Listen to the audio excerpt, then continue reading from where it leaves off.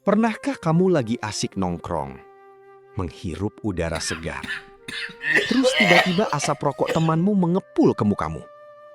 Pasti rasanya ingin sekali menghilangkan semua rokok di muka bumi ini saat itu juga. Tapi, coba bayangkan, kalau doa kasualmu itu benar-benar dikabulkan besok pagi. Bukan cuma sekedar dilarang lewat undang-undang biasa, tapi aturan ekstrim, di mana siapapun yang ketahuan memegang sebatang rokok langsung dieksekusi di tempat oleh penembak jitu rahasia dari atas gedung. Bagi sebagian orang, ini mungkin terdengar seperti surga utopia buat paru-paru manusia.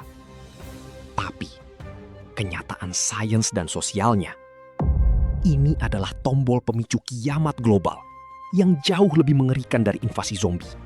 Dalam 24 jam pertama, efek instannya bakal langsung bikin dunia lumpuh. Bayangkan, ada lebih dari 1,3 miliar perokok aktif di seluruh dunia yang dipaksa berhenti total dalam hitungan detik.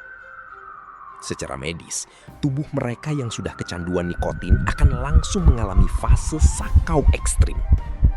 Otak mereka yang terbiasa disuplai dopamin dari rokok akan berteriak kelaparan, memicu sakit kepala yang menusuk, keringat dingin, kecemasan berlebih, dan emosi yang sangat tidak stabil. Masuk ke hari ketiga, eskalasi bencananya mulai merambat ke pondasi peradaban kita, yaitu ekonomi global. Industri tembakau global yang bernilai lebih dari 800 miliar dolar hancur seketika menjadi debu. Negara-negara penghasil tembakau terbesar seperti Tiongkok, India, dan Brazil akan mengalami kelumpuhan ekonomi yang sangat fatal. Jutaan petani tembakau, buruh pabrik, distributor, hingga pedagang asongan kecil kehilangan mata pencaharian mereka dalam semalam. Pemerintah dunia kehilangan triliunan rupiah dari hilangnya pajak cukai rokok yang biasanya dipakai untuk membangun infrastruktur. Akibatnya, pasar saham anjlok parah, inflasi meroket, dan krisis pengangguran massal ini akan memicu kerusuhan demi mencari makan di berbagai penjuru dunia. Tapi sejarah manusia membuktikan, ketika suatu barang dilarang keras, namun permintaannya sangat tinggi, pasar gelap akan selalu lahir. Karena saking butuhnya otak akan nikotin, kartel-kartel tembakau bawah tanah mulai terbentuk secara masif. Mereka akan jauh lebih kejam dan terorganisir dari sindikat narkoba manapun di dunia nyata. Harga sebatang rokok kretek bekas atau puntung rokok bisa meroket setara dengan sekeping emas murni. Penyelundupan merajalela, dan perang antar geng demi memperebutkan ladang tembakau rahasia di dalam hutan akan mengubah kota-kota besar menjadi zona perang yang penuh darah. Tapi tunggu dulu, apakah semuanya benar-benar murni kehancuran?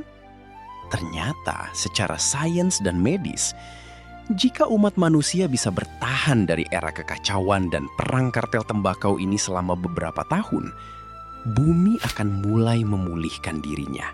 Beban sistem kesehatan dunia akan berkurang drastis karena angka kematian akibat kanker paru-paru, penyakit jantung koroner, dan stroke akan terjun bebas. Jutaan nyawa bayi dan anak-anak tak berdosa akhirnya terselamatkan dari bahaya mematikan asap rokok pasif. Udara di kota-kota metropolitan yang biasanya pengap akan terasa jauh lebih segar dan bersih. Langit akan terlihat lebih biru tanpa kabut polusi nikotin. Dunia ini memang bakal jadi tempat yang jauh lebih sehat sih. Tapi ya kita harus rela melewati perang dunia ketiga dulu melawan kartel rokok dan penembak jitu pemerintah. Eksperimen pikiran gila ini mengingatkan kita pada satu hal penting. Menyelesaikan masalah besar yang sudah mengakar di masyarakat dengan cara kekerasan ekstrim selalu memicu efek domino yang jauh lebih fatal. Untungnya, kita nggak hidup di dunia distopia semacam itu. Jadi buat kamu yang perokok, tarik nafas lega. Karena nggak bakal ada penembak jitu yang mengincar kamu dari atas genteng kosanmu. Setidaknya buat saat ini. Tapi tetap saja, kurangi rokoknya pelan-pelan. Daripada paru-parumu yang kena eksekusi duluan. Menurut kalian, benda biasa apa lagi yang kalau dilarang total sedunia bakal bikin bumi kiamat? Tulis ide kalian di kolom komentar.